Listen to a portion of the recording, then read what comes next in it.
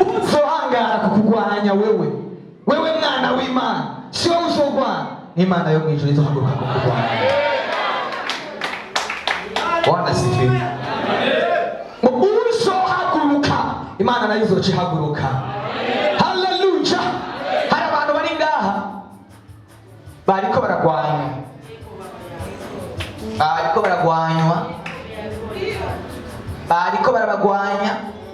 bariko barabagwanya, mu buryo na buriya. Imana yo mwijuru, iri mwijuru iravuze, bigiye kurwana n'abansi bawe. Mwasi wawe ashobora kuba ari umubanyi, mwasi wawe ashobora kuba ari umuntu wa ruguru, mwasi wawe ashobora kuba ari umuntu ari kure. Ahari hose ikiganza cy'Imana kigiye kumusanga kandi kigiye gukora.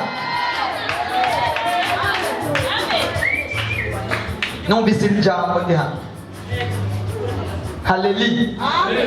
Imana yaba nawe igukura uri ibukadaya, iravuze ko guhera uno munsi igiye kurwana n'abansi bawe. Abansi ufise siwe ndiko ndabwira, ariko niba ufise abansi ndakubwiye ngo abansi bawe bagiye guhura n'ukuboko kw'Imana mu izina cya Yesu. Bagiye guhura n'imbaraga z'Imana. Umva, reka ntazi umuntu ari ngaha yakurikiye Imana akabona umenga nta kigenda mu buryo bw'ubuzima bw'imibereho.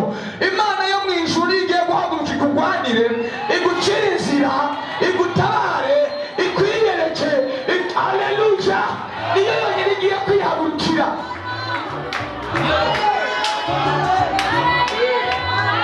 Wakira ubutabazi buvuye mu ijuru mu izina rya Yesu. Wakira kugirirwa neza kuvuye mu ijuru mu izina rya Yesu. Wewe uri kuraraba ukabona inzira zose zirazibiwe n'abansi. Ndakubwira icyo Imana yambwiye. Mana yambwiye ngo bazoza cyangwa bamaze kuza mu nzira imwe, bagiye guhunga baciye mu nzira indwi, bagiye gutatana. Haleluya. Bazananye mu nzira imwe ariko bagiye guhunga baciye mu nzira indwi. Iyo niyo mesaje yawe y'uyu munsi wamaze gushika, ngo bagiye guhunga baciye mu nzira indwi. Ni ukuvuga ngo ntawe uzosendera mugenzi wiwe. Amen. Ndagutangaje wewe utangatanzwe,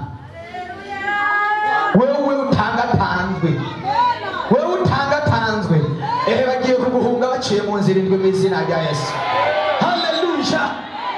Bagiye kuguhunga baciye mu nzira indwi, uzobarondera aho wigeze kubabona ubabure mu izina rya Yesu.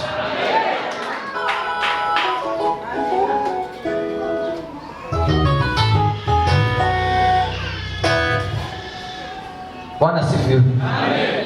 Bwana sifiwe. Amen. Mwana bari ngaha kibaza none ibi bintu by'Imana nabicemo nibaza ngo n'umunyenga, sanze ari intambara, sanze ari amageragezwa, sanze ari amarushwa gusa, sanze umenga nicyo kimwe, menga nobivamo, menga nobireka. Oya, ntubivemo, ijuru riragutabaye mu izina rya Yesu. Narizi ko n'igihugu gitoshe gusa, narizi ko ata bigeragezo birimo, narizi ko ata ntambara zirimo. Haleluya. Umva, kugira ngo umuntu asime cyane abanza akamanuka, abanza akitaza. Nawe kugira ngo usimbire kure, Imana yabanjije kukumanura gatoya, yabanjije kukureka gatoya kugira ngo ize kukuzi. Imana igiye kukugirira neza.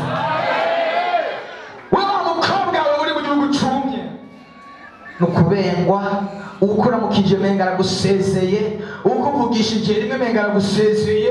Imana igiye kugushira mu gihugu kitoshe, kitari n'imisozi, igihugu gitoshe, igihugu kirimo amazi, igihugu. Haleluya. Mu rugo rwawe ubona bitagenda neza, Imana igiye kugushira mu gihugu kirimo amazi.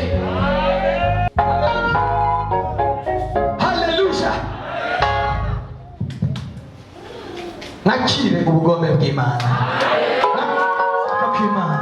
mwakire ugutabara kw'Imana, mwakire ugukora kw'Imana, mwakire ineza y'Imana. Imana ibakure mu gicu cy'umuvumo, ibashire mu gicu cy'umugisha mu izina rya Yesu. Igukuye mu maboko y'abantu yaguteruye igihe kirekire mu gasuzuguro kenshi, igushize mu maboko yayo, igushize mu maboko yayo. Haleluya.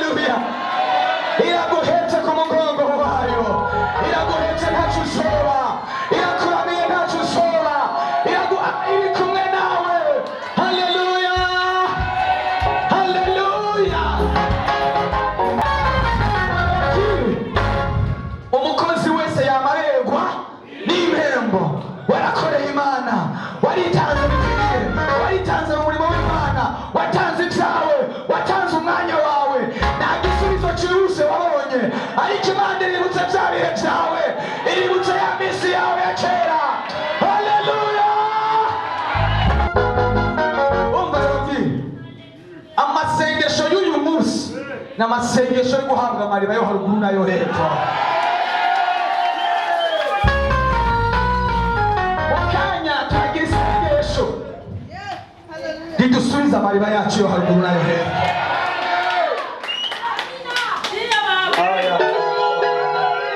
Turasubiza ibyacu bizizo, twakurikiye Imana n'imitima yacu yose, igomba kudusubiza ibyacu mu izina rya Yesu, igomba kudusubiza abacu mu izina rya Yesu, igomba haleluya, turasubizwa amariba yo haruguru nayo hepfo.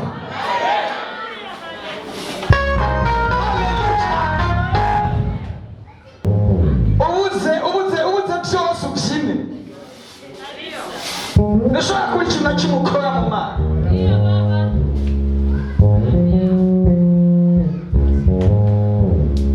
Iby'Imana bijya abarambiye, kandi bisaba gutitiriza. Si ukuvuga gusa ngo uciye ubibamwo, oya, biragusaba ikiguzi nawe. Wiyicarire, nakubwire, Imana yaraguhaye ubwenge, yaguhaye amaboko. Wumvise inzara, ufise amaboko, ufise amafaranga mu mufuko, ikintu ukora uja kugura inge ukarya. Utagiye kurya, inzara irakwica kandi Imana iriko irakura.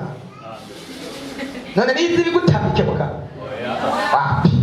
Nibigutamika, inzara irakwica kuko yaguhaye ubwenge unanirwa kubukoresha. Haleluya. Shakisha Imana uburyo bwose bushoboka. Kora ikintu gikora ku mutima w'Imana, bituma Imana ikurobanura mu bandi, kugirire neza mu izina rya Yesu. Tuma ikurobanura mu bandi. Abantu Imana ikurobanura inyuma, igukura inyuma, igushira imbere kubw'ububasha bwayo mu izina rya Yesu. Abantu bararambiwe amasezerano, abantu ngo numvise byinshi, ngo kuva aho numvira Imana ivuga ngo ibyo ndabona ni ibyaha. Haleluya, haleluya. Akanwa kawe kararema, kandi akanwa kawe kakongera kakica, gashobora gukiza ubuzima bwawe cyangwa kakabwica. Iyo ntanze message ukavuga amen, ushitse ko kashe. Yesu yigeze kuvuga, aravuga ngo naho amabuye cyangwa mutomorera, amabuye yonkorera, amabuye yomvukira. Yesu ashobora guhagurutsa amabuye akavuga mu izina rya Yesu. Gusenga, umuntu asenga uzomwubahe. Mu ntambara hari abasenzi n'abasenzi bahari amabire bice byahari Uganda, mu intambara ikomeye cyane muri Kongo. Igihe abantu bahungiye muri Kongo harabaye intambara ikomeye cyane. Imana ibwira abasenzi bamwe, irababwira ngo nimucabuke, kandi hari mu gihe Rusizi rwari rwuzuye cyane. Imana irababwira ngo nimucabuke, ndi kumwe nawe. Babwira Imana batabwato, kandi tuba tutazi koga, biragenda gute? Imana irababwira ngo nimugende, ndaza kubana namwe, ndaza kubeta ingene biza kugenda. Imana yo mwijuru ikwereka ingene biza kugenda ibyawe byose mu izina rya Yesu. Wowe ntabwo uzi ingene bizogenda, ni Imana yo mwijuru izi ingene izobigenza. Baragenda bageze kuri Rusizi, Imana irababwira ngo mwese ari mufatane amaboko, mugire umurongo, mufatane amaboko, imbere hajya abahanuzi, imbere hajya abavugira. Imana irababwira ngo muraza kubona ko ndi Imana. Iyo abanye n'Abisirayeli ku kiyaga gitukura, muraza kumenya ko ndi Imana. Haleluya. Wabugeze ahantu ubona bikomeye, injira ushoreremo amazi gusa, uraza kubona ukuboko kw'Imana mu izina rya Yesu Kristo. Mu matwi y'abantu ntibishoboka, ariko mu matwi y'abafise amatwi y'Imana birashoboka mu izina rya Yesu. Haleluya, haleluya. Barajyatse. Haleluya. Imana irababwira, hari ahantu hari kambi. Imana irababwira ngo ndabereke yuko jewe ndi Imana. Irababwira ngo mugende mufatanye amaboko, muza guca muri irya kambi hagati ku murambi, nta muntu n'umwe aza kubabona.